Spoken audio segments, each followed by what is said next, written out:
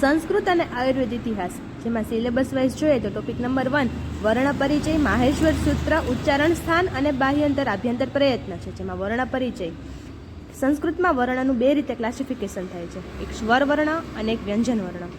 સ્વર કે ભાષામાં જે અક્ષરો સ્વતંત્ર છે તેને સ્વર કહેવામાં આવે છે, અર્થાત આ અક્ષરોને કોઈ પણ બીજા અક્ષરોની સહાય લેવી પડતી નથી.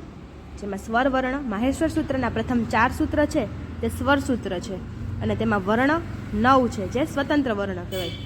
હવે સ્વરનું વર્ગીકરણ 3 રીતે થાય છે. હસ્વ, દીર્ઘ અને પ્લુત તે તેની માત્રા પર આધારિત છે. જેની એક માત્રા છે તે હસ્વ, અ, ઈ, ઉ, રૂ, ઋ. બે માત્રા છે તે દીર્ઘ, આ, ઈ, ઉ, રૂ, એ, ઓ, એ, ઔ.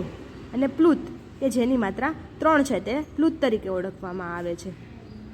આને અચ પ્રત્યાહાર પણ કહેવામાં આવે છે. ત્યારબાદ વ્યંજન. વ્યંજનનું વર્ગીકરણ 3 રીતે થાય છે. સ્પર્શ વ્યંજન, અંતસ્થ વ્યંજન અને ઉષ્માક્ષર. વ્યંજન કે જે ભાષામાં અક્ષરો સ્વતંત્ર નથી પરંતુ સ્વરનો આધાર લેવામાં આવે છે તે વ્યંજન. હયવરટના હથી હલના લ સુધીના જે હલ વર્ણ બને છે તે સ્પર્શ વ્યંજન કહેવાય છે. જેમાં સ્પર્શ વ્યંજનમાં જોઈએ તો 25 મૂળાક્ષરો છે અને 5 વર્ગ પડે છે, કુ, ચુ, ટુ, તુ, પુ. હવે એક વર્ગમાં 5 મૂળાક્ષરો આવે છે, એવી રીતે 25 મૂળાક્ષરો બને છે. જેમાં કુ વર્ગના 5 અક્ષર છે તેનું ઉચ્ચારણ સ્થાન કંઠ્ય, ચુ વર્ગનું તાલવ્ય, ટુ વર્ગનું મૂર્ધન્ય, ટુ વર્ગનું દંત્ય અને પુ વર્ગનું ઓષ્ઠ્ય. આવી રીતે સ્પર્શ વ્યંજન બને છે. ત્યારબાદ જોઈએ તો ઉષ્મા અક્ષર અને અંતસ્થ વર્ણ.